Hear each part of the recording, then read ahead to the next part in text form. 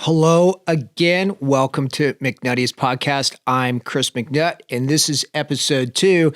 And it wasn't my intention to take on such a meaty topic, such as God, in the second episode, but it just happened because I'm chatting with my friend Celia, that's a big theme of who she is. So now that you're hearing that, we're going into some God territory, and you might be of the camp that's like, screw this, I'm clicking out of this damn podcast. I don't want to talk about no God.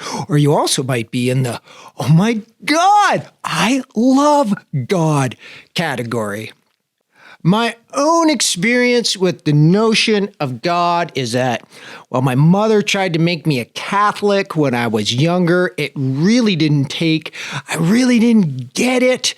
I've spent a lifetime of being intellectual and choking out the word God, but through meditation and all the practice and experience I've had of the past years, that concept has soaked into my being over the years, but not in this traditional third dimensional way, because as we're evolving now and as humanity's taking this shift from a third density to a fourth density experience, I think the concept needs an overhaul. I think we might even need to ditch the word God because it's too loaded. It brings, for so many people, it just brings to mind this outdated concept of, big guy in the sky, white beard, but it also brings up imams and Allahs and mosques and churches and all the trappings and,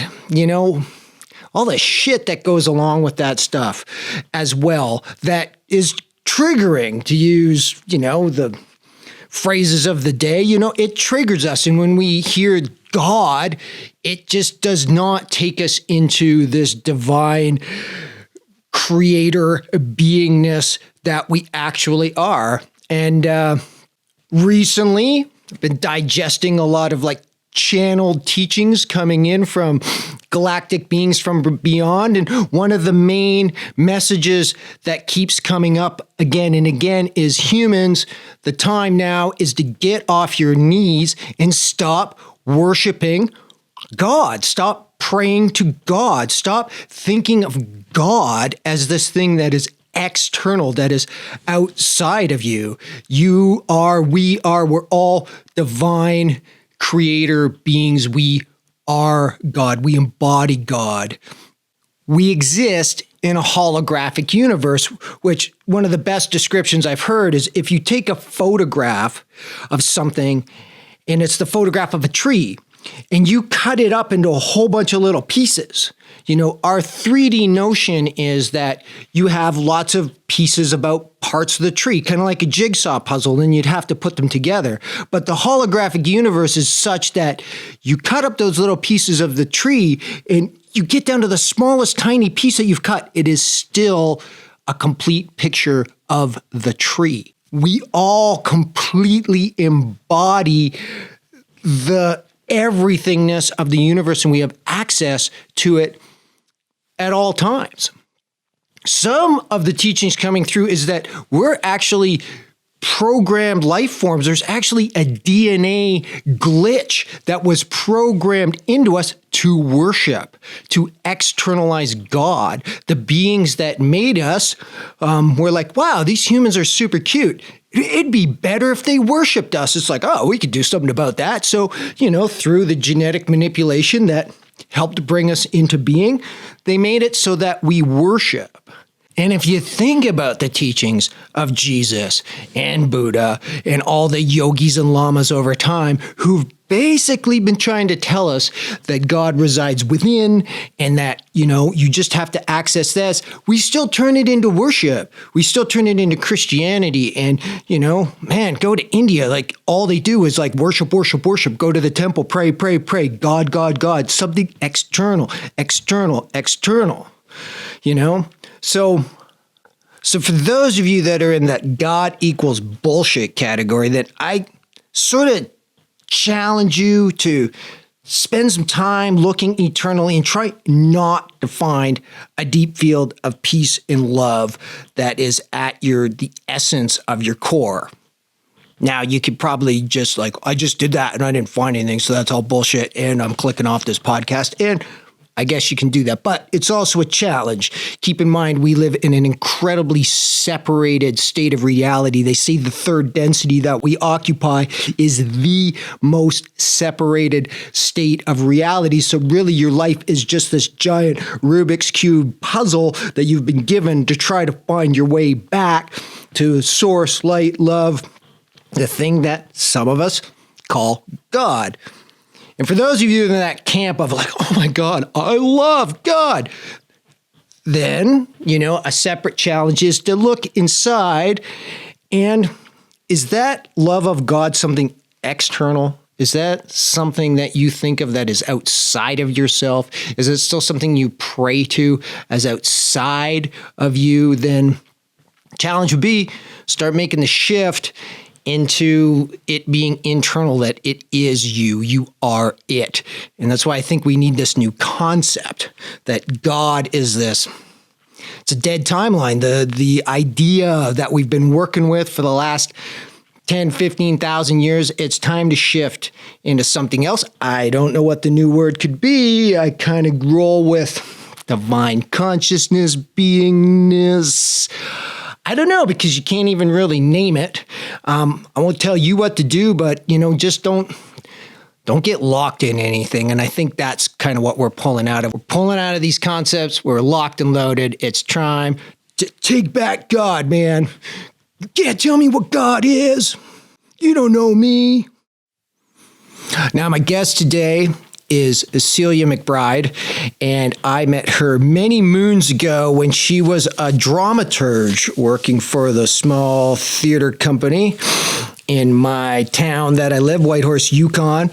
And there was a small theater festival, and I had taken part in this 24-hour playwriting thing. She helped me turn that into this play called Things in My Fridge, where it was classic, small, experimental theater. There's 7 people in the audience. I'm up on this little stage with a fridge, and my character is going through the fridge, and there's bottles of hot sauce that is reminding him of his former lover or lovers, sort of thing. It does not exist in any form. It was before the days of YouTube and where shit got filmed and put out there for eternity, so there is no record of Things in My Fridge. It did have Cyanide Breath Mint by Beck as the theme music, probably the most redeeming quality of it. Celia has become somebody in my life that we meet occasionally, and we just have fabulous conversations about our exploration into the great beyond. She's a writer, she's a yoga teacher, and goes by the title Spiritual Director, helping many people around her in her daily life. Please welcome to McNuttiest Podcast, Celia McBride.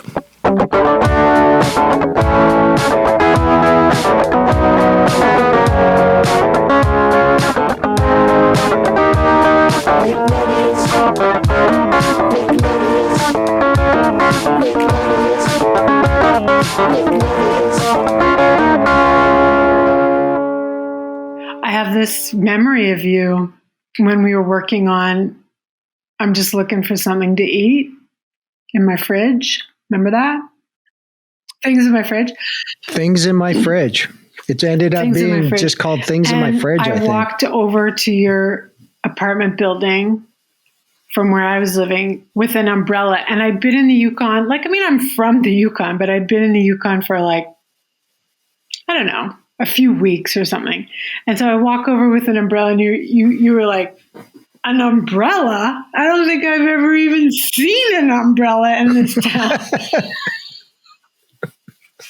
I'll never forget it. Because I'm actually not even really an umbrella person, but I guess I'd been in the city for so long, and it was I'm walking along Lewis Boulevard with an umbrella. And you were just like, what is that? Yes, that was in my Ruthless Smartass phase. I've done some healing since then. I often joke with Ruth that is going to be the final frontier, like the last thing that you let go of. Like, we have these attachments and it's going to be clinging. I'm going to like make some smart ass comment. And then it's like, I think that category, that was not, you got to keep on hanging on to that. That was funny. That was like legit funny. It still makes me laugh. Yes, of course. Okay, good. Yes, of course I got to hang on to it. You can't, this is where I've gone wrong in ascending many times on the path, is I think it means I have to be like serious, and I've completely gotten thrown back into having to laugh at myself. And it's like, oh, yeah, don't lose your sense of humor on the path. Oh my God. God, no. That is, and even me and my humorous self has this serious side, and I can get there too. And it's like clenching onto something with this tight fist, or this is the part of my world I have to be serious about. The other stuff you can joke about, but this spiritual stuff, now this is serious. All I can say is that life has taught me the opposite. This terminology, we're all trying to embrace light and love and light. What is light? Light is lightness. You don't take it seriously. You back off from that a little bit. It's not like that's not an appropriate alignment or something to kind of give it a little bit of focus or earnestness. But totally. I think you turn the dial and it ends up in seriousness. Yeah. And then it's just like it's a block. It's just like you've just made limitation and some glass ceiling. You've done something that's not helpful. I've done that. I have I've raised my hand. If someone says, "Did anybody here do that?" I'd be like, "Yep." Serious Anonymous. Yeah. Oh my God. To take yourself too seriously, Anonymous. My name's Celia, and I haven't taken myself seriously for 9 months now. Yeah. Oh my very God. Good, Celia. Good. Oh God, if I could only get my 9-month chip in that. 9 months? You're not even 9 months in? Oh God, no. No. I take myself so seriously, and it's like years I've been practicing letting go, lightening up, and it's just one of my defaults. I just end up I'm getting better. And the thing is I can notice it now. It's like, oh, here I am in this place of thinking that I have to, I can't laugh at myself. To be fair and to be gentle and to be sweet to myself, it actually comes from shame. But it's like it comes from a real wound. But the thing is, once you start to heal that wound, start to get better, then you can just laugh at yourself. But if you tell someone who's like in the wound to just lighten up, it doesn't work. It's like, no, let me re-traumatize you now and tell you to lighten up. It's like triage, or it's like you come a car accident and somebody's got a broken leg and there's bleeding. You just have to deal with that. Yeah. Afterwards you tell them, oh, you should really do a shoulder check when you're switching lanes. You get into the meaning behind or how you ended up having an accident. But in that moment when they're in a crumpled car and you're just you're getting them to the hospital, that's not the time. And I think that's really that gauge. We have to do it with ourselves. We have to do it with other people. Because you work with others, don't you? Like you have sort of a business where you do that work with other people. I do. What's that look like? Well, it looks like a lot of different things. I'm trained as a spiritual director, and that title is a misnomer because I'm not actually directing. That's a serious title. You want to talk about seriousness? I know. That's a serious title. It's so serious. It's so serious that people in that field have actually changed it to soul friend You'll hear that. Spiritual accompaniment, spiritual companionship, all of those things, are sort of an attempt to take that super serious title off it. But that super serious title came from when it was something relegated only to the monasteries where, the novices had spiritual directors. And probably the spiritual director in the monastery was doing some pretty heavy directing. But the evolution of that role, which has become, something that you can get trained in to accompany someone on their spiritual journey, there is actually no directing happening. It's, a practice of deep listening and companionship. And so, I do that one-on-one with people like you and me, and I do that in long-term care with people who either are fully cognitive or, in the decline of dementia. And yeah, so it looks like a whole bunch of different things. So does the way you deal with people come from the training that you had at the monastery? Is it like of a lineage of a certain modality, or is it just like, here's all the stuff I've done in the past and I'm just kind of winging it in the present? Yeah, no, I did a training program called the Jubilee Program. It's a Canadian program that was started by, he was an Anglican priest. So the program started, I would say, rooted in the Christian tradition, but it was a very broad, open, non-denominational program. So it was an experiential program. It was really about doing your own soul work so that you can accompany other people who are doing soul work. And, when you say my time in the monastery, like I spent time in a monastery on retreat, but I lived in a religious community for a year and a half. It wasn't officially a monastery. They had a convent and a retreat center, and I lived in both. And by that time, I'd done my training as a spiritual director, so I was actively offering spiritual direction. But I mean, everything that I do, especially the work that I do on myself, like my own soul work, my own spiritual journey, is informing how to listen, how to be with someone. Really, I'm just trying to meet people where they're at, whatever that might be. That might be someone who says, I don't have any faith. I've lost my faith. I never had any to begin with, but I experience life in a spiritual way, or I have a relationship with nature, and I feel that there's something speaking to me, like my life is speaking to me in a certain way. So all different kinds of people on and off the path, or everyone's on the path, but some don't see it as a path.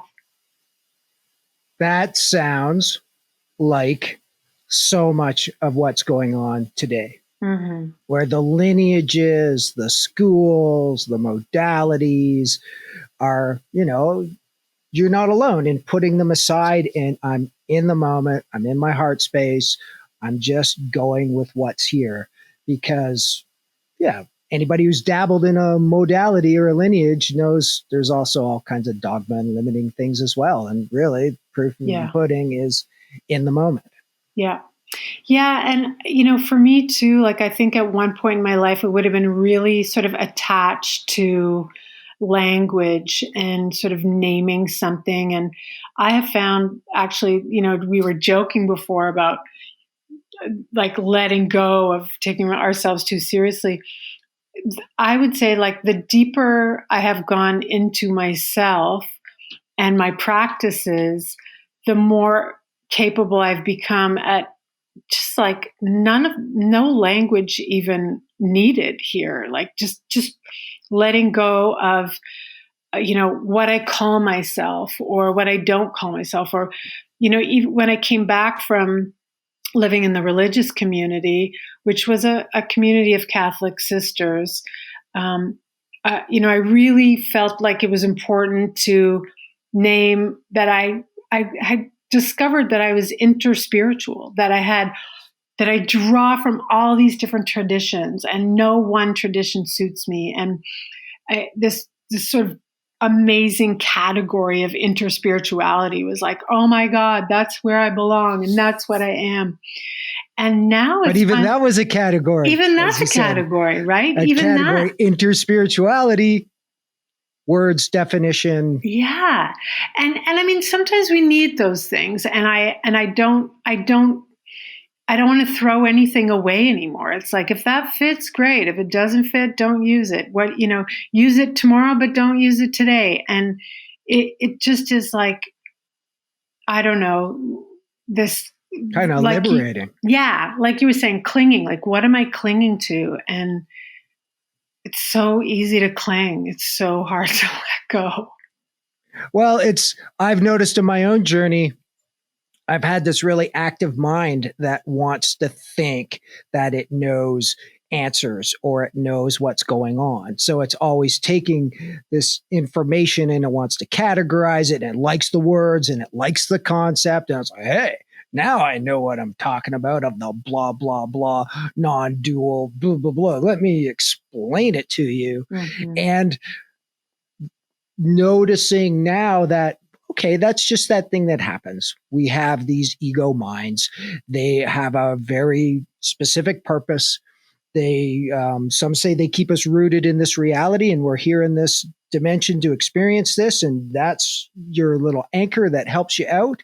And it's just busy, and it's beacon off, and it likes words, and it likes concepts.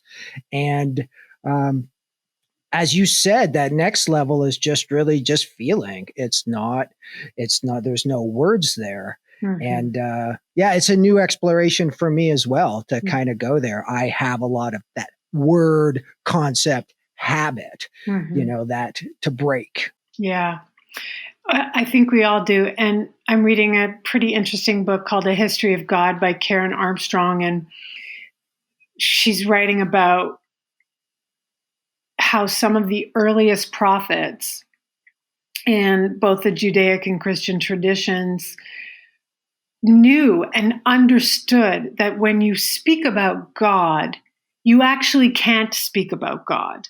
There is nothing that you say that is going to enable any kind of understanding of this thing, because it is actually beyond our intellectual mind, our verbal capacity to talk about it. And so they would write about God as that. And then, over time, we understand as religion became political or part of a domination system or a power structure, then God became housed as something to be talked about in a certain way. And it was so interesting for me to read that, there has been a time, and many times, I'm sure, where the people who were trying to lead or trying to understand what the F we're doing here, we're saying, at some point you can't actually talk about what we're talking about. Like you just can't, we don't even have, there's nothing you can say. It's beyond all things.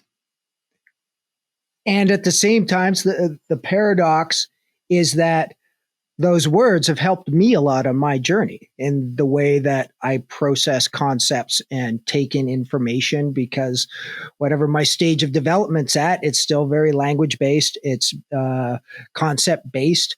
And so it has helped me. So as much as you can't do that, we need to do it. We somehow need to do it. Or there's the Ramana Maharshis of the world who just kind of like, they're just zoned out, and you just kind of went and sat with them. Because it's just transmission.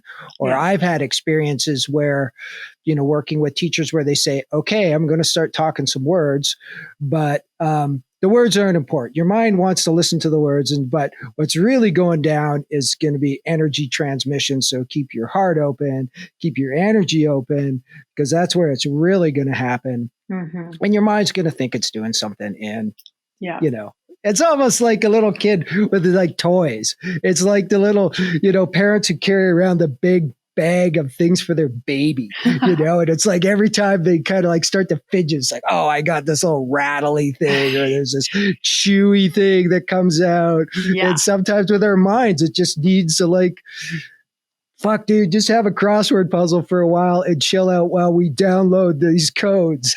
Totally.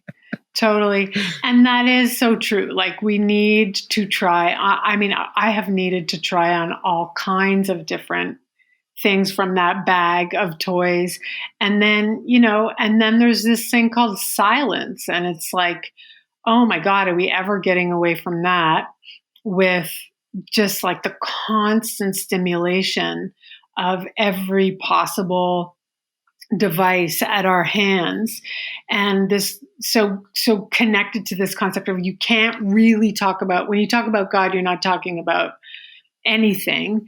To, you know, how much time have you spent actually like doing nothing in silence, listening to your mind, or trying to let go of listening to your mind?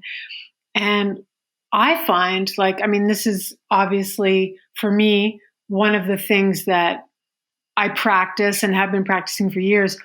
And oh my God, the more I am on my devices, the harder it gets. Like it is, those distractions they make it more and more difficult. And I watch it in, like, you know, kids that I know, they're like in 2 seconds, they're bored. They just have like lost the ability. You know, everyone talks about kids and they're like, when you were a child, you could just play and look at flowers and you didn't need to do anything. It's like, not now. Now kids are like, they need to be stimulated. Maybe not all kids, but they have to watch it. Parents put videos on in the minivan for kids to watch, like just driving to school in the morning. Yeah, I know. Like we used to go cross country in a station wagon, and it's just like look out the window or bug your sister or read the same comic books because you only brought like, there's 12 of them, and you'll read them over and over again and pass them around. And, you know, I can't say it was super pleasant all the time. No, like we the hop fought. in the car. Yeah. And the parents would say, oh, look, we're driving 12 hours today. And it would just be like, oh, yeah. Fuck, 12 hours. Yeah. Oh my God, it's going to be brutal. But at the same time, the flip side where, you know, it's kind of an experiment, right? It's this new thing that we're doing. Adults are doing it. Kids are doing it. What happens if you're completely satiated with entertainment or distraction at all moments? What happens? What's the equal sign when you do that? And this is kind of part of the experiment of the present moment that we're going through. The human experiment.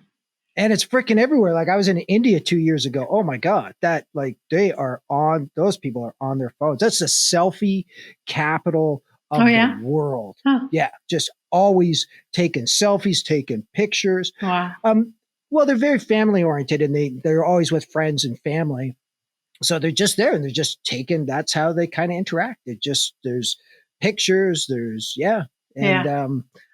and the flip side is the amazing levels of education and things they've been exposed to now by having the internet at their fingertips. So it's the sharpest two-edged sword that humans have ever held in their hands. Totally. Oh my God. But it's not silence. It's not silence. Oh my God. I would love, like, I want to see what happens. Like, and I don't know about, you know, I have made no decisions about what happens after death or what I think happens after death, but I want to see it. Like, I want to be like, what is this current experience, human experiment of like constant stimulation? How is all that going to turn out? What is going to happen?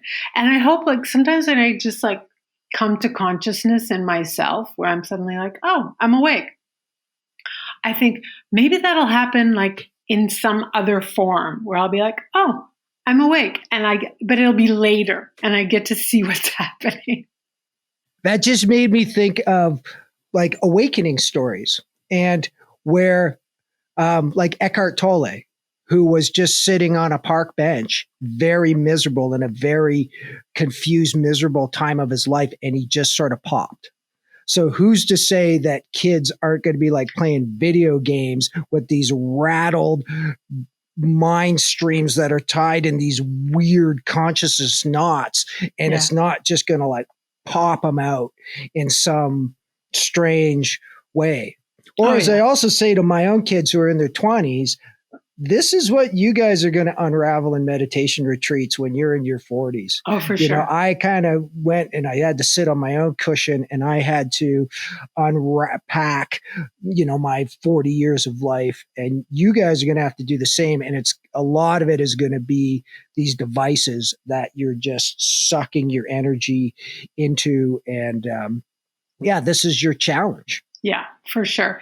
And, you know, God or consciousness or whatever you want to call it has a way of breaking through. Like, I'm not worried. I'm not one of these people that thinks, oh my God, humanity is going to hell in a handbasket.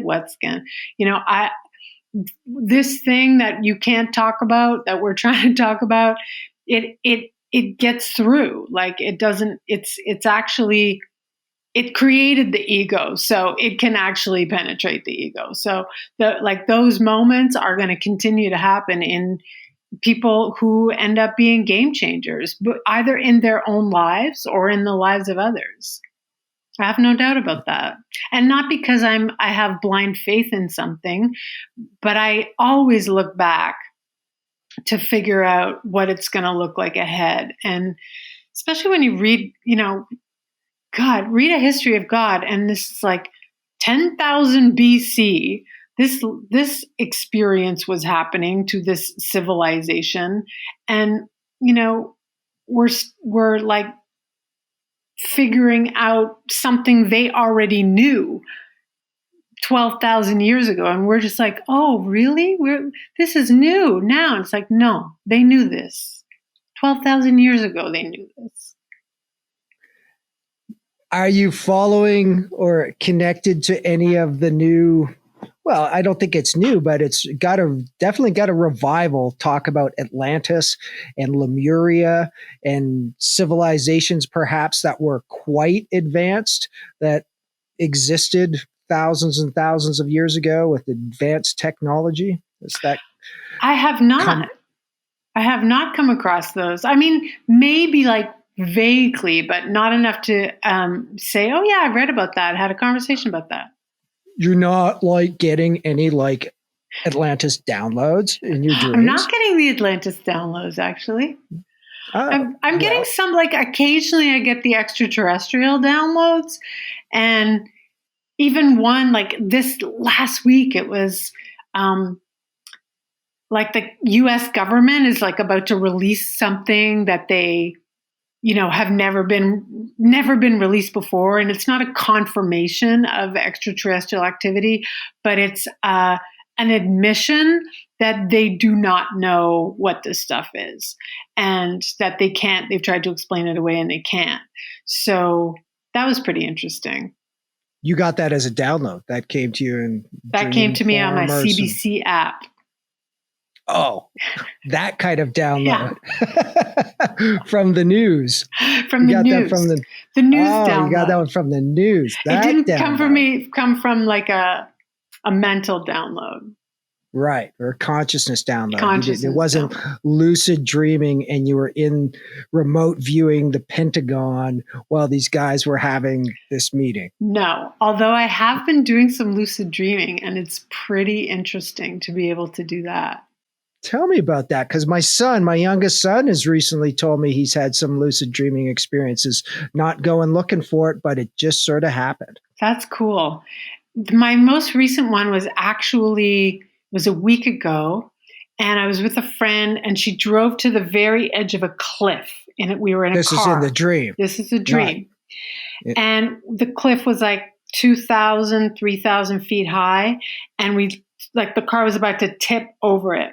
And we looked like down. Thelma and Louise. Yes, very Thelma and Louise, except it was like a green trees, like almost like looking down at, a Yukon from the plane, a Yukon like forest from the plane. And she was like, we have to go over. We're going over. We're going over.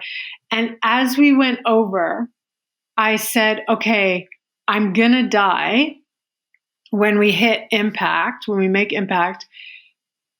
But this is a dream. So it's okay if I die because I'm dreaming, and I'll just allow myself to die in the dream and see what happens. So we fall, and as we hit the ground, we make impact. I am conscious of the fact that I am dying. I have just died, but also conscious of the fact that I'm dreaming. So I let myself continue to fall, knowing I'm dead, but not dead.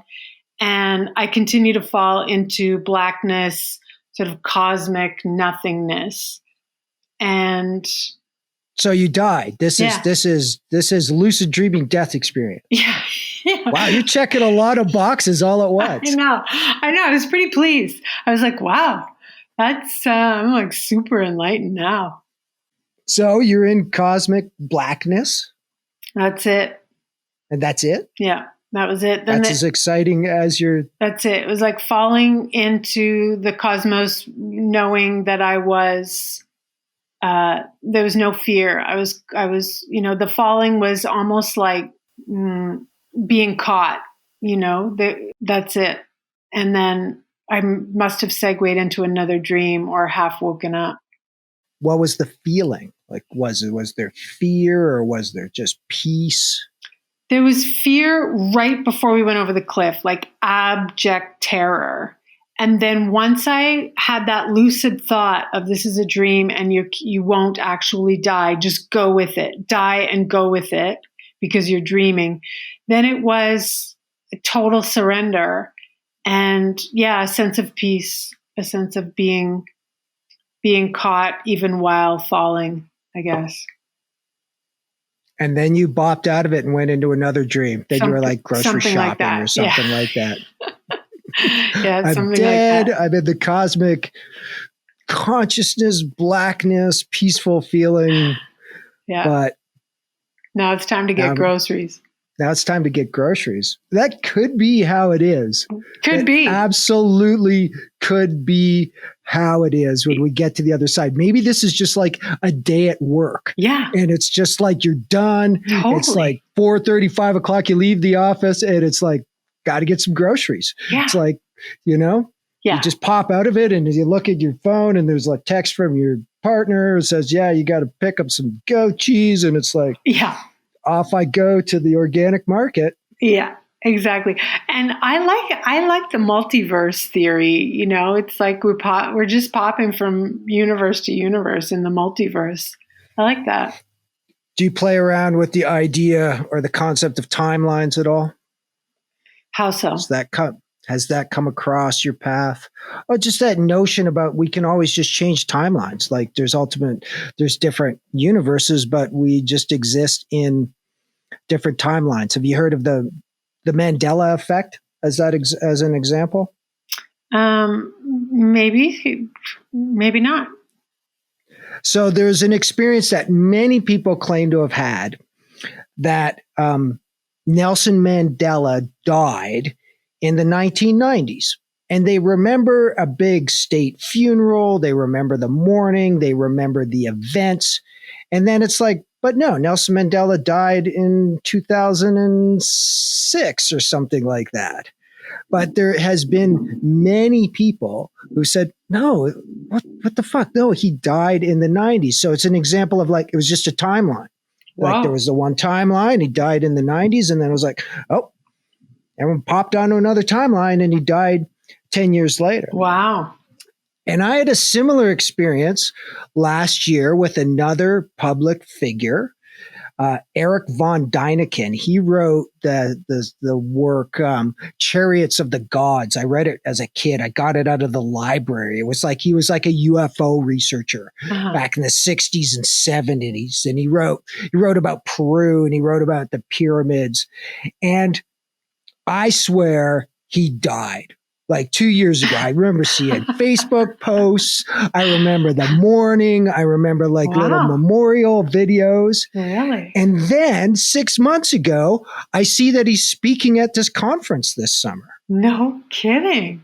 Yeah. And so it's like, and I check and it's like, Eric Von, I do Google search, Eric Von Däniken, did he die? And it's like, no, he didn't die. Wow. It's like he's alive. He's at this conference this summer. It's like, no, I read the freaking obituaries because I remember. And that, you know, they say that was like my own personal little Mandela effect. I guess anybody out there who had the same experience with Eric Von Däniken dying, let me know. But just this, I don't know, it's this new, what do you want to call the new age spiritual concepts, downloads, codes that are coming in, this idea of timelines that kind of keeps coming in from a lot of our galactic friends as an explanation that we're riding certain timelines and then you just hop on another one and there's infinite timelines or there's infinite yous that are having different experiences and it goes off and it's like, you know, it's as simple as like, oh, I'm going to have cereal for breakfast. It's like, no, I'm going to have avocado toast. And there was one you that went off and had avocado toast and there's one you that actually had cereal. Yeah. And for some reason we're rooted in the perspective of only being in one of those experiences. Yeah. So it seems, but apparently, you know, these are some of the concepts that our little three-dimensional mind is trying to get, you know, the higher dimensional beings are trying to tell us that, hey, kids, this is actually how it happens. I know you don't experience it that way, but yeah, this is what's going on. I like it. And, you know, again, it's like the more I let go, the more I am open to the possibility of anything. It's like, I not only could I buy that, but I've also haven't had those experiences of like, well, actually I did see one person die on Facebook and I was like, that person died? Oh my God. And then it was fake news. So that's not always like what you're talking about. It's not the same thing as the Mandela effect with timelines. It's not the same thing. But this is somebody kind of screwing with you. Yeah, but I like that. And, you know, do have those moments where it's like, well, has this happened before? Or where would I be if I'd made that decision? And maybe I am somewhere else making that decision. Wasn't there a movie I never saw it, but isn't Sliding Doors with Gwyneth Paltrow about that? Did you ever see that? I don't know. Yeah. No. Okay. Different podcast.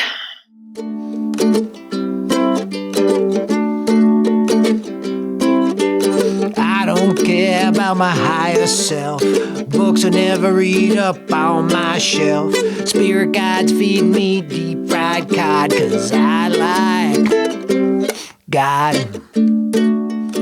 So after all this, I remember years ago, we were having a chat and you referred to yourself as a Bhakti Yoga. Oh yeah, yogi. A Bhakti Yogi. I did. Bhakti Yogi, devotion and God. Yeah. Is that still strong within your heart, faith in that path? Yeah, for sure. And probably like, you know, if someone said, you know, how do you describe yourself? And I would say, oh, I'm interspiritual, or I'm a salad bar, you know, spirituality. Bhakti Yoga would be one of my paths. When I did my yoga teacher's training and I was living on the ashram for that month, and I sort of learned that there were these different paths of yoga and that one of them was devotion. I just instantly knew that's what I was, because again, like when I speak about God, I'm speaking about that thing that is unspeakable. I'm speaking about that which we cannot explain or even put words to. Nevertheless, whatever that is, I have been having a love affair with that since I was a very small child. And so, you know, it's only in my adult years where I've been able to really understand, oh my gosh, you know, I am in love with God, and how do I express that, and how do I live that out, and how do I explain it, or how do I not explain it? Which is why I pursued, was I going to be a Swami in the yogic tradition? Was I going to be a monk in the Christian tradition? But that's that devotion. That's that kind of love. It's not romantic love, but it sort of is. And in the Christian tradition, it's like, you could become a nun and you can get married to God. And it's like, oh yeah, that makes sense to me. In a more abstract way, although it can be for some religious quite literal, like Jesus is they are the bride of Jesus. Nun is a bride of Jesus. So yeah, that definitely, like, Bhakti Yoga is for sure. When I was studying that, I was like, I just knew that's what I was. In your travels out there, do you find that it's shared? Do you find people such as yourself in having that same experience? Yes, I do. And it's really fun to meet those people because I meet lots of seekers. I meet lots of people seeking something, in whatever tradition. And then, I meet the people that say, it's like, I'm in love with God. I'm in love with God too. Oh my God. And then we're kind of having this conversation about what that means to love God. And, again, like, if you're listening and you think I'm talking about something like a man in the sky. So this is without any sort of definition concept. No big old guy in the sky. It's not Shiva. It's not even goddess. It's not even male, female per se. It's beyond that. It's beyond that. It's this thing that I was talking about, at the beginning. It's, I could say I'm in love with existence, although sometimes I don't love existing, but the fact that I exist, that is what I'm in love with. And so it's not a concept, it's a reality. And it's a reality that knows itself, and so because it knows itself and because I'm able to know it, love comes forth. And so, I could meet someone, and I've met people that it's like, oh, I love God, dude, as I said. But it can come out as I love Jesus, or I love Shiva, or I love Krishna, or I love Buddha. It can be felt or practiced or lived out that way. And that's, in a positive sense, I would say that's what religion provides, is it gives us something to love. It gives us an image or a being or something to love because of, as you were saying, like, we can't talk about, but I need to talk about it. So. And some say that the mere function that the great beyond nothingness consciousness provides for us is, well, then it comes back to you that way. Mm-hmm. If you want it to be Shiva, then it's Shiva. And then you have visions of Shiva, and it talks back to you in that way, or it puts on the clothes that you want it to wear, so to speak. Totally. I just read recently a fascinating book called The Autobiography of Jesus. Yeah, a woman channeled it. I can't bring her name to mind right now. She's from Salt Spring Island, BC, and channeled this book over the course of a year. And where Jesus, he's saying, again, kind of real high dimensional being. And we'll use the name Jesus, though you talk about me coming back. We have been in many forms over the years. One of them was Jesus. But he also said that when I was in form, when I was in physical form as Jesus, and now years later, there has been so much love that has come my way from humanity that he described his own beingness as like expanded, like immensely. Like he has turned, he, she, it, they, I think it's a collective consciousness it has expanded to such a high degree because of the love Wow. that has come his way over the years, and that he is that much more of a powerful being now because it's a relationship. It's a back and forth. It's a give and take. Mm-hmm. Yeah, well, that's cool. And that makes a lot of sense to me. That sort of brings in, like, the Christ consciousness, like that makes sense. Or if you're talking about the love of Christ or the activity, even the activity of Christ, that would make sense, that it's kind of emanating back that love. And I also want to say what you said. I really agree with this concept of like, whatever you want God to be, God will show up as that. So if you want God to be nothing and not exist, that's your experience is going to absolutely. God's like, I'm cool. Totally. Yeah. Your experience is absolutely going to reflect that. I just leave you alone. It's like, yeah, I got other things to do. Don't worry about me. I'm fine, man.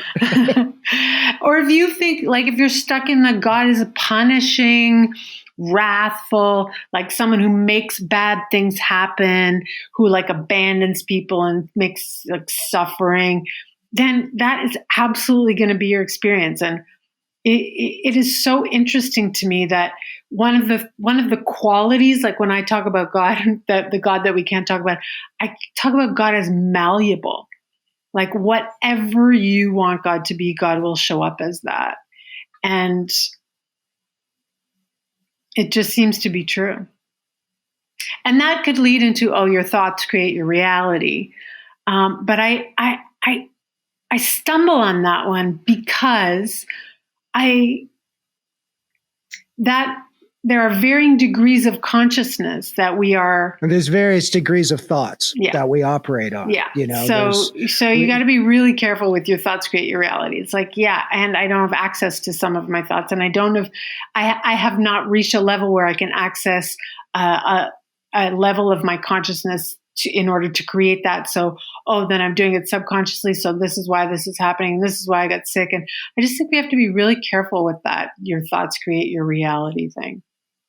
Darling, that is a whole other podcast. It is. Topic. You're right. That is that's episodes. That's a series. That's like, I'll come back when you're on. Series. Our thoughts create our reality. And at the same time, I'm drawn to the concept of the paradox is the alchemy. That's what takes you to the next level. That it is these seemingly opposite concepts that take part in our head. Yeah. That yes, you do create your own reality, and at the same time you don't. And somewhere in the synthesis of that is what will take you to another level of understanding. That we're limited. This experience is deliberately limiting. It's not a curse. It's not, people talk about it. Yes, there's some evil forces. People talk about reptilian aliens overlaying our false matrix. And at the same time, it's just, here's an experience. You, divine being of light that floats through consciousness and the galaxies and the universes for eternity. It's like a ride at the amusement park, like go on this roller coaster. It's called being human. And these are the parameters, and it's very limiting. And you're really going to believe that you are this individual person. When your senses and all your experience is going to just reinforce that for you moment to moment. And it's like a little puzzle. kind of, here you go, have this little puzzle to play with, sort of thing. And so some of these things we'll never know, but we like to sit around and talk about them. We like to feel them. And again, comes back to, we've been saying the same thing. The truth's really in the feeling. And the paradox is absolutely vital. It's a vital lens because you can't talk about God and you can, and we're here and we're not here, and you're spiritual and you're human, and it's real and it's not real, and you're dreaming and you're awake. And it's like, that's again, the more that I mature, the more that I let go, it becomes easier to embrace that. It becomes easier to kind of live in that ambiguity rather than one or the other. I still live in one or the other most of the time. And then, the practices help me to bear the paradox, which can be excruciating at times. I used to look for meaning and want truth, and I wanted an understanding, and I would sit there and spin it in my mind. And now it's just more and more, I just faced with the facts. I don't understand this. I don't know what the hell's going on. And I just go, cool. It's just kind of my reaction. It's like, whoa, cool. I don't freaking know. I don't know. These people say this, they say that. It's like, I don't know. I just had this experience. I just had some timeline shift thing happen. It's like, I don't know. I don't know what's going on. But the necessity or the need to have some meaning and some understanding has faded for me. And it's a relief. Yeah. That's all I can say. It's a relief. It's more peaceful. It's more fun. I follow Jessa Reed is her name, and she does some awakening podcasts, and she was a stand-up comic, and I appreciate her humor and everything she brings to it. But she says, all you're doing is making this story up anyways. Like, you don't realize, like, you have this belief that there is reality. And you're describing something that is, I don't know, some baseline thing, but no, there is none of that. So everything that's going on is just a story you're telling. You're just making it up.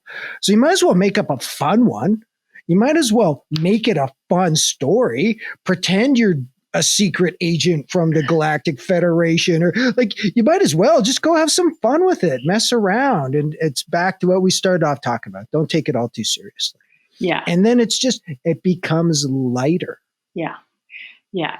And as you know, it takes a while to get there. Like, again, this is back to what we were talking about. Like, I work with people who are just not there. Like, they are just not there. They are in their trauma. They are in their beliefs of who they are. Yeah. And it's all real. And you can't, that's the thing. It's like, that's the paradox again. It is real. And you can't deny that's the it. paradox. You can't say, hey man, you're just making this all up. It's like, but the experience is complete. It's visceral and it is real. It's totally real, and it's not real. And you can't tell someone who's in the real that it's not real. That's a journey, and that's the spiritual journey. It's a human journey, but it's a journey. And so, when I discovered this concept called spiritual bypassing a few years ago, I was like, oh, first of all, everybody's doing that. And second of all, I'm doing that. It's like, oh my God. And I'm doing it because I want to get there, where there's nowhere to get, by the way, but I want to get there, and I want to bypass my pain. I want to bypass my fear. I want to bypass my taking myself too seriously. I want to bypass. And it's like, I can't. And that's one of the beautiful things about spiritual direction is it's not therapy and it's not coaching. And I've been a coach. I have some coaching training. But it's like, I'm not going to motivate you to do anything. I'm not going to, encourage you to get back on the cushion. It's like, where are you at in your journey? And I support you in that place. And so, yeah, I love that you just said, that freedom of, I don't know, that's a beautiful freedom to have. And knowing you, not super well, but as well as I do, I know you've done a lot of work to get there. You didn't just like arrive at that lighthearted, I don't know. That's been through. It's not without the other side of the coin, where then it's like, well, what the fuck do I know? Like, what does any of this mean? And then you got to deal with that existentialism as well. What am I doing here? Yeah. I woke up in the morning. Yeah. I could do, it's not without fear and uncertainty and all that sort of thing. But there's also something about just embracing that too. It's like, I have nothing else to do. I'm just here being human. Yeah. So I'm going to be fearful. I'm going to feel these emotions. I'm going to do it. Hell, bypassing. Damn. Know that all so well. Same thing. Thought I was getting somewhere. Now there's nowhere to get to, but nowhere to get to. It takes time. It's, this stuff takes time. It does. And I work with, people in long-term care who are facing their death. We're all facing our death, by the way, but most of us, don't think we are, and we can get away with that for a while. But people who are like in their 90s or in long-term care for physical illness, they are looking at the last leg. And it's amazing to be with people who are facing their death in a very real way. And, some of these things that we're talking about, what it means, what, and how do I look now back on my life at everything I've done, and I'm about to go, and what the hell does it all mean? It takes time, and then you have no time left. And then it's like, well, what the hell is that all about? Exactly. What was that all about? Or we just have eternity. Yeah. Yeah. Popping in and out, popping over. I'm just popping over to the next multiverse now. Popping over to the next bubble. Who knows? Next time you have the vivid dream of going off the cliff, and going into the blackness. Just hang out there for a little bit longer. Yeah, see what it is, so you can come back and you can report, because you'll have to come back to the McNuttiest podcast again sometime. I have to, and I will. It's been a delightful chat. It's always a delight, McNutt. Thank you. So if anyone wants to connect in a different way than just listening to this chat with Celia McBride, how do they do that? What's on offer? They can go to my website, celiamcbride.com, and there they can contact me. They can watch some silly videos, some serious videos. They can keep track of the book that I will be publishing called Oh My God. And they can sign up for my newsletter, the Healing Journey Letter, which honestly, I hardly ever send it out. So you won't be bombarded with information. Trust me. Not a spam factory, CeliaMcBride.com. Def not. How soon to the book? Looking at a spring 2022 publication. Oh My God is the working title? Oh My God. Oh My God. OMG. Celia, this has been wonderful, and best of luck with summer goodness, and we'll chat again soon. Thanks, McNutt. You too. Eating from a spiritual salad bar, drive through church sitting in my car, angels and gurus giving me the nod, 'cause I like God.